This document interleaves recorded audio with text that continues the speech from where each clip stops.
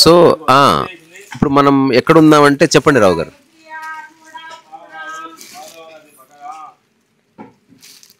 మనం ఇది కావాలి సత్ పాయింట్ అంటారు సార్. ఇది కావాలి సత్ పాయింట్, అంబోలి ఘాట్ లో ఇది one of the view point. Okay. ఇది రివర్స్ వాటర్ ఫాల్ బాగా, దీనికోసం టూరిస్టులు బాగా వస్తారు. రివర్స్ వాటర్ ఫాల్ ఆల్మోస్ట్ ఒక 1000 to 1200 పీపుల్, 1000 to 1200 ఫీట్ నుంచి వాటర్ కింద పడతా అటు నుంచి వచ్చే దీనికి అంటే మన విండ్ కి తిరిగి వెళ్ళిపోతుంది, పైకి వచ్చేసి పడతా ఉంటుంది. దాన్ని మొత్తం మనం తడుస్తాం. సో ఇప్పుడు మీరు చూస్తే మిత్రులారా ఒకసారి చూడండి, భూపాల్ ఇటుపక్క చూపి, అసలు కంప్లీట్గా ఫాగ్ ఉంది, అంతే ఏం కనిపిస్తలేదు. అగో నేను కూడా చూస్తున్నా, అగో అటుపక్క యాక్చువల్గా ఊరుంది, వెహికల్స్ ఆగున్నాయి ఆ లైన్ అవతల, కానీ నథింగ్ ఈజ్ గెటింగ్ రిజిస్టర్డ్. ఓకేనా? సో ఇక్కడంతా నేచర్ ప్యూర్ ఉంది. తర్వాత ఎటు చూసినా ఎర్రపూలు, ఆ ఎర్రపూలు చూపి భూపాల్, నన్ను బాగా ఆకర్షించిన పూలు అవి ఎర్రపూలు, ఎటు చూసినా పూలే. ఆ పూలు అంటే బేసికల్గా ఇక్కడున్న నేటివ్ ఫ్లవర్స్, అవి ఎవ్వరి సహాయం లేకుండా అట్లా వ్యాలీ ఆఫ్ ఫ్లవర్స్. మనం ఇట్లా పోతే మొత్తం నానిపోతాం. కానీ పెద్ద సీతాకోచిలుక, పెద్ద సీతాకోచిలుక ఒక పక్షిలాగా ఉంది.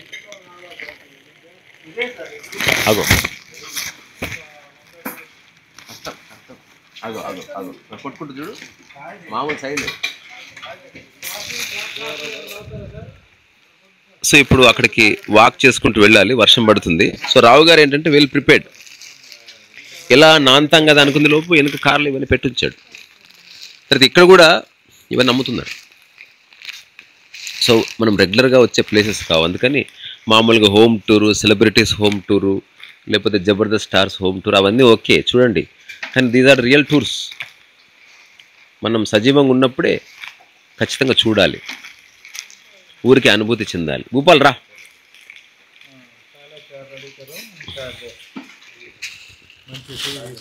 అలాగే భూపాల్ సీతాకోచిలుకని తీస్తా ఉన్నాడు. సీతాకోచిలుక అంటే ఆ సినిమా గుర్తొచ్చింది. తొందర తొందర తొందర. అలలు కలలు ఎగసి ఎగసి అలసి. ఈ తెల్ల డ్రెస్సులో ఉన్నది రామలక్ష్మణ మాస్టర్స్. అంటే ఎవరు అనుకున్నారు మీరు, అటపక్క తిరిగితే కనుక్కోవడం కష్టం.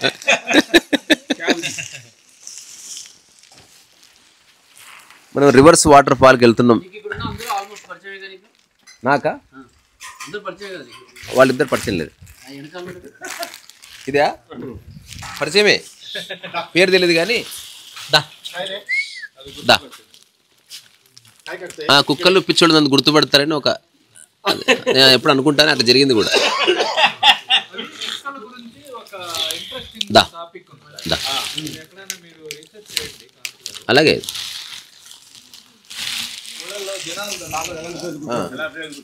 దినం జరుగుతుంది కదా, ఆ దినాలు జరిగితే శంకు ఊతారు కదా, శంకు ఊసినప్పుడు విపరీతంగా అరుస్తాయి ఇవన్నీ.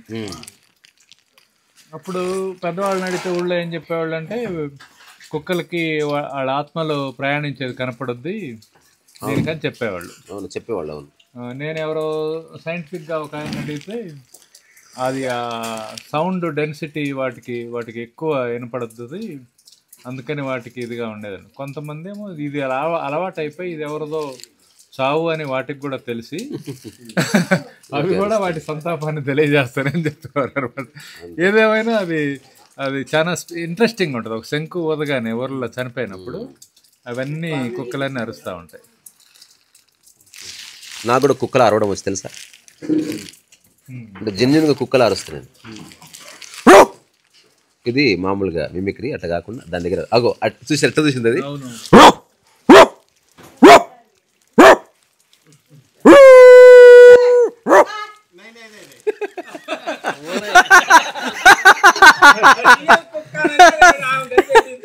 మై బోకా కుత్తా నై ఏమనుకోద్దా.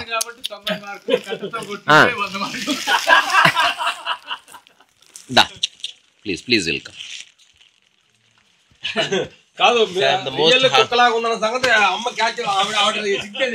I'm the most harmlessest person.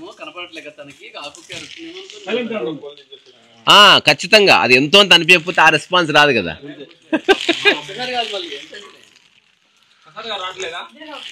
Bhupal ఒకసారి ఇట్లా ఎంత బాగుంది కదా మాస్టర్ ఇది. ఇట్లా కిందకి వెళ్తే అసలు అటుపక్క ఏం కనిపిస్తలేదు.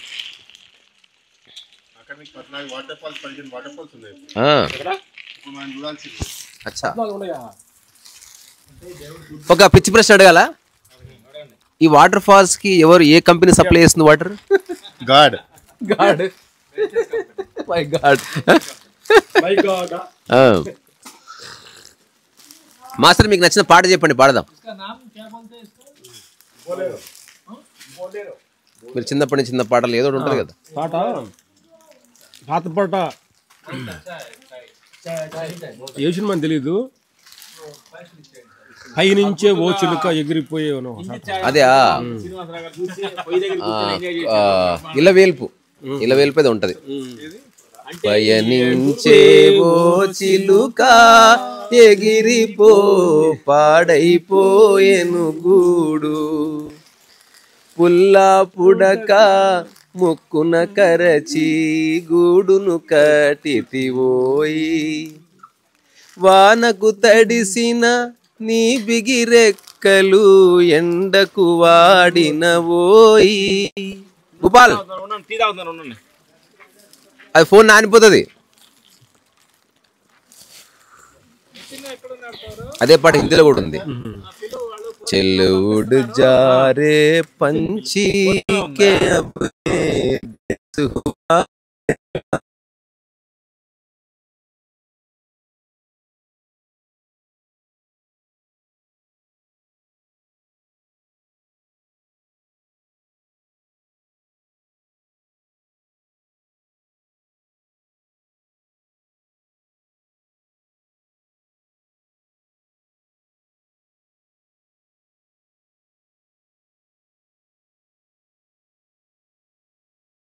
మరి దూరం పోకి కట్ అయిపోతుంది. దగ్గర రా పోదాం. వెళ్దాం పద.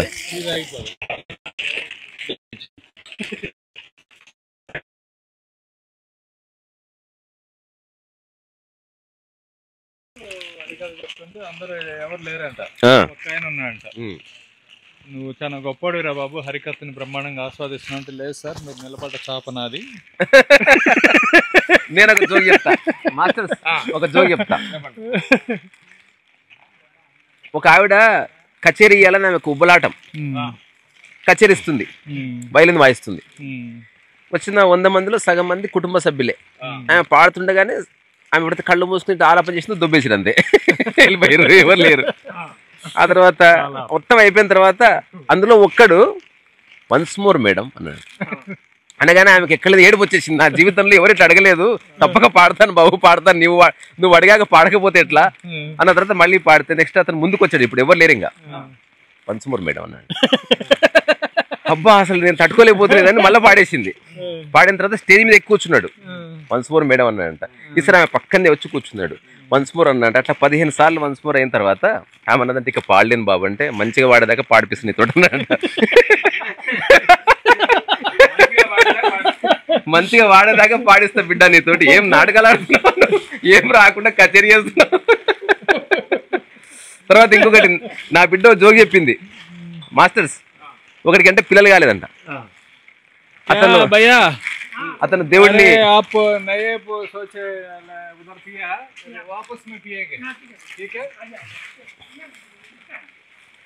రావు గారి జోకినండి. ఆ తర్వాత బాయ్ చెప్పుకుందాం.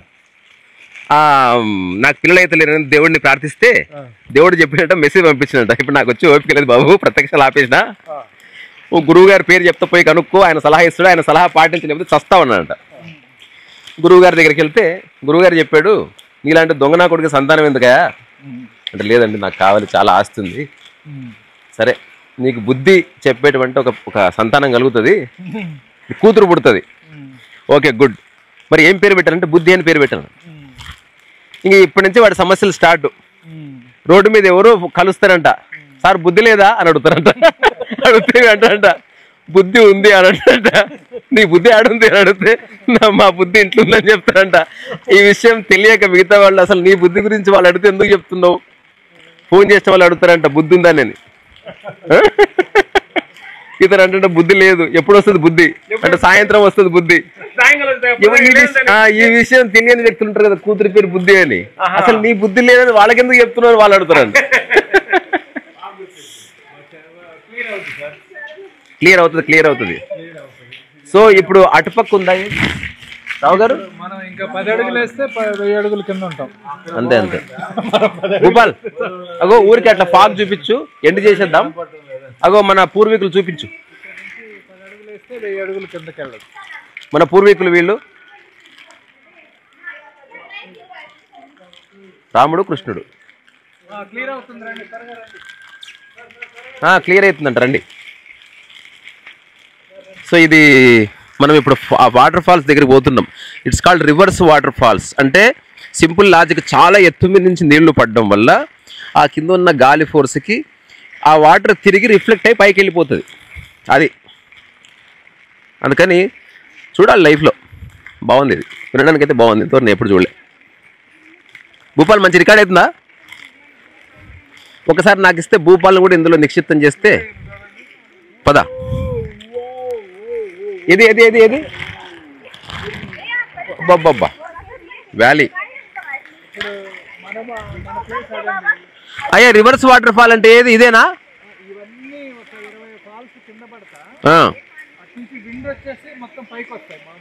అచ్చా, అదే బిల్లో అంటారు. బిల్లోయింగ్ అవుతుంది అనమాట.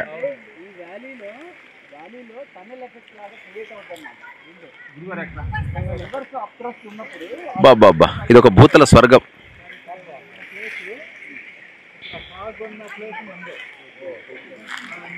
మాస్టర్స్ ఎంత బాగుంది కదా. ఒక మాట చెప్పు. సూపర్.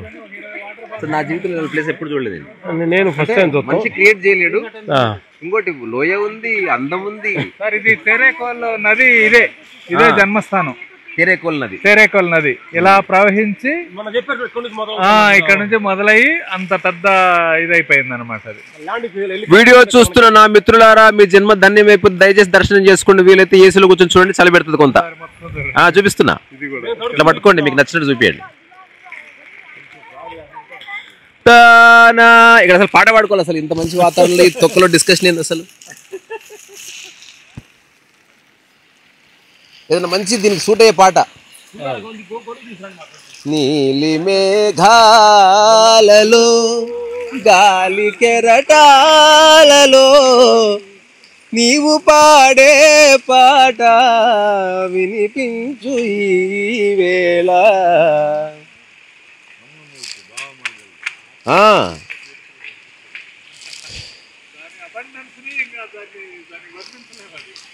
ఈ అంతులేని విశాల సువిశాల రహస్యమయ ఆకాశ భూతల స్వర్గాల తరరారే.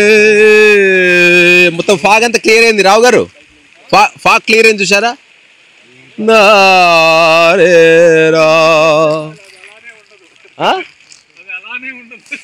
అదే కానీ ఇప్పుడే కొంత క్లియర్ అయింది, కింద కనిపిస్తుంది.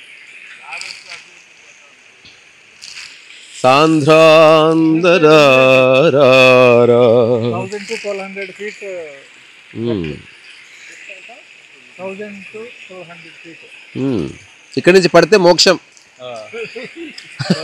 పడ్డ తర్వాత కూడా పోకపోతే నరకం. బెత్తడి దూరం. We are just 5 feet away from the heaven.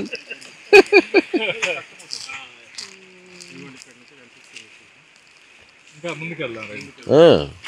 ఆ విధంగా